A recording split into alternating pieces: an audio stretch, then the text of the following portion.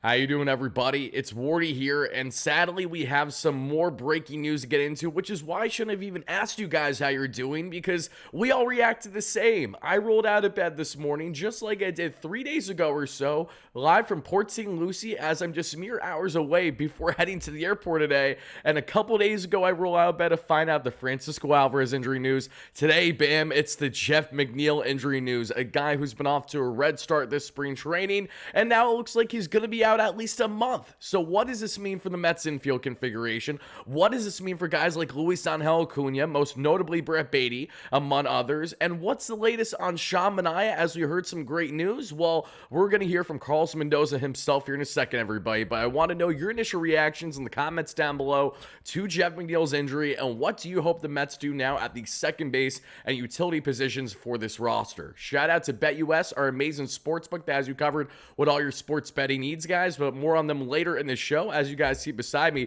Baty's already taking some early second base reps today before today's game against the Boston Red Sox. I will be in air throughout probably that entire game, so if I do not have any coverage on that today or not until much later, that's why, guys, just letting you all know in advance. But let's get into what Mendy had to say, and shout out to my guy Mike from Stark Raving Sports by waking me up this morning by saying, hey, you got to work on a video. And I was just like, no, why? Because it's never good news if it's in the morning here on what is now March 13th, just like what was the case with the Alvarez news a couple days ago. Regardless on how you guys feel about Jeff, this is another blow to the infield. And now, obviously, it's going to increase opportunity for players, which I'm sure is exciting to some of you guys. Doesn't change the fact that I never wish injury on anybody, especially Jeff, who was really looking good so far this spring training. Saw the at-bats myself. You could clearly tell that he's working hard more on his gap-to-gap ability, and it's a shame that he's now going to start the year on the injured list. But let's hear from Mendy himself. Jeff McNeil's got an oblique strain, right oblique. He's low grade. Felt it after the last game he played a couple of days ago. Came in, he was sore. Gave him 24 hours. Yesterday morning, same thing, and we decided to take an imaging, and that shows that that strain. So he's probably going to be down 7 to 10 days with no baseball activities, and then we'll reassess. It could take more than that until he's symptom free, and then he start doing baseball activity again and ramping back up. So that's what we got. What's the best case scenario for the soonest he'd be back? Yeah, I mean, look, this could be tricky. So the first thing is let it heal. Hopefully it's 7 to 10 days until he's symptom free. If it's more, it's more.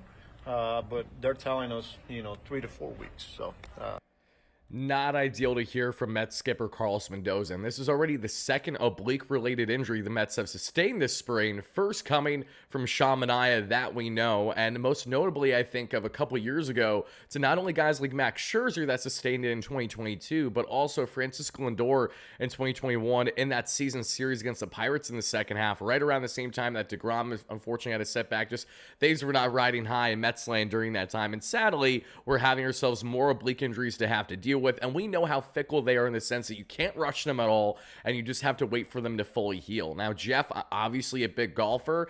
You have to wonder if that at all played in hand to him having this increased likelihood of an oblique strain. But at the same time, I'm really not going to put that on him because, one, I know how many other players play golf in the offseason, more than you guys typically know, for one. And secondly, I also know that in the case of McNeil here, this didn't happen until after he had his normal spring ramp up. After, mind you, he's having a hotter start to spring than what he's had in recent years. He's had a better mentality out there, and everything about Jeff has been more appealing to the eye than this time a year ago. So now what does this mean for the Mets going forward?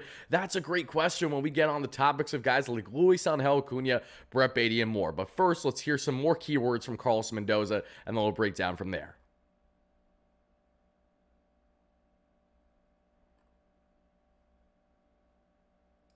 What are your options at second base with McNeil gone?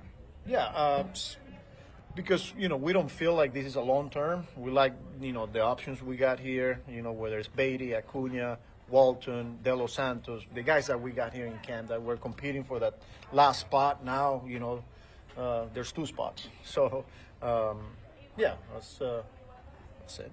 So as expected, the Mets are staying internal for their second base and utility options in the following: Brett Baty, Luis Angel Acuña, De Los Santos, and there Donovan Walton, who had a grand slammy that I saw there in West Palm just a couple days ago.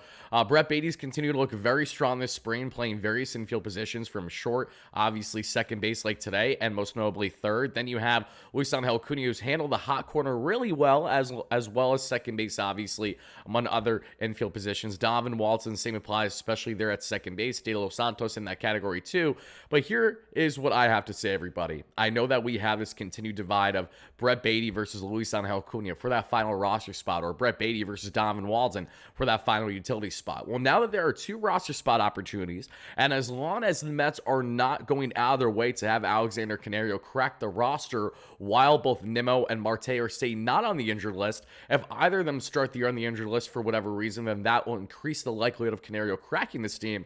I do think that there is still a route where Alexander Canario makes this team if he improves enough this spring. I'm just not exactly sure how the Mets feel about him at this very moment, but what I am sure of is that the Mets love their utility, their infield options internally, especially Brett Baty and Luis Angel Acuña. So I think there's no better way to go about this situation than simply do as follows: have them platoon with each other. Obviously, you have both roster spots available.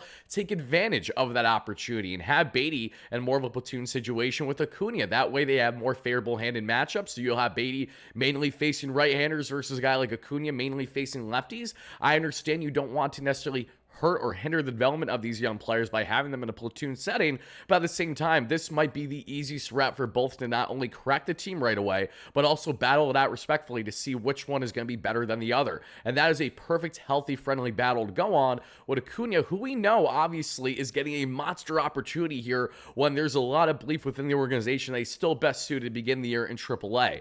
Obviously, with this injury to McNeil, that changes things a bit because we've all seen it ourselves, not just in the spring training thinking it's a fluke. We all saw it in the run that he had with the Mets there towards the end with Lindor going down with injury. With back-to-back home runs or so there at Citi Field, I was in attendance for Acuña's first ever career hit there in Philadelphia against the Phillies. He's a lightning rod in that lineup. He steals bags like no tomorrow, and he plays really good defense when he's right.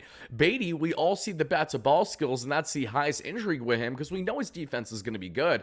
But when it comes to Baty, it's that ability to lift the baseball. And so far, he's looked very strong in driving and lifting and pulling a baseball so far this spring. Should that continue, I really believe that everything is in line for both of these guys to crack the roster, and that way they can have a respected battle, and by the time Jeff gets back, Mendoza can make the decision which one he thinks makes most sense to stay on the roster now, maybe in a lesser role or maybe in a more increased role, and maybe, just maybe, Jeff McNeil finds himself slightly boxed out to at least begin the year coming back off the injured list because of how much one of, if not both of, Baty and Acuña have played tremendously well. That's the best way of thinking, best way of hoping.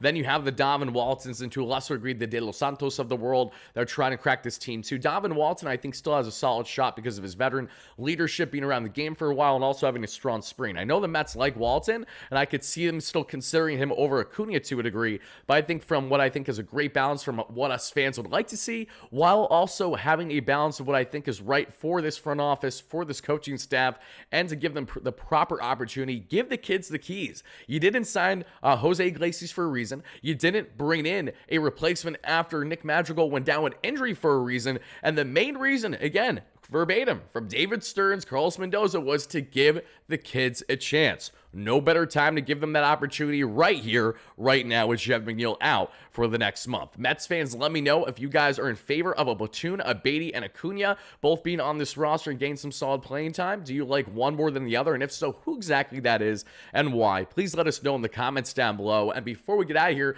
let's at least wrap up the show by getting into some encouraging news, some positive news, and that has to do with the Simone Southpaw and Sean Manaea. Did Sean Manaea get that follow-up MRI? Yes, he's clear. He played catch for the first time 2 days ago. So, yeah, he's symptom-free. He's doing good. And like I said, he is already starting his throwing progression. So what's the time frame on that at this point? Well, I mean, we got to pretty much build him back up as a starter, you know. The good thing is he's feeling good. There's nothing going on there on that oblique. And now he's just, 75, 90, 120 then before he gets on the mound. So, but again, he's throwing. So there you go, everybody. Great news. Sean Manaea is back on the mound and he is throwing. So this goes in hand with why the Mets didn't want to go out of the way to land an external target like Jose Quintana, along with the internal targets that they're happy with right now, or not targets, but internal options.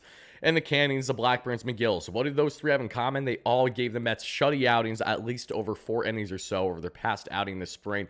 And I was in attendance for them all, so that was really cool to see. But now that we have Sean Manaea ramping back up, it looks like we should have him back hopefully sometime before the end of April. So everything is in line for hopefully a midseason return, but now towards the end there of April for Sean Manaea, and that is, I think, more digestible than anything else, knowing that as of now, the Mets are in direction to get Sean back sometime in the month of April, versus viewing that as a greater uncertainty, maybe not getting him back to May or so. As long as knocking on wood, there's no setbacks or anything of that nature, they should get their Samoan southpaw, an ace caliber starter, right in the heart of this lineup, right in the heart of this rotation, as soon as humanly possible. But folks, that is about going to do it for our latest New York Mets breaking news segment to get into, as the Metsies are now without Jeff McNeil for the next month plus. Let me know your further thoughts on Acuña, Baty, Walton, De Los Santos, and more. If you really want the Mets to add anyone externally, please let me know why, because I think now, if anything, it would have made a little bit more sense for Jose Iglesias, but even then, I don't think the Mets would have went there if he was still available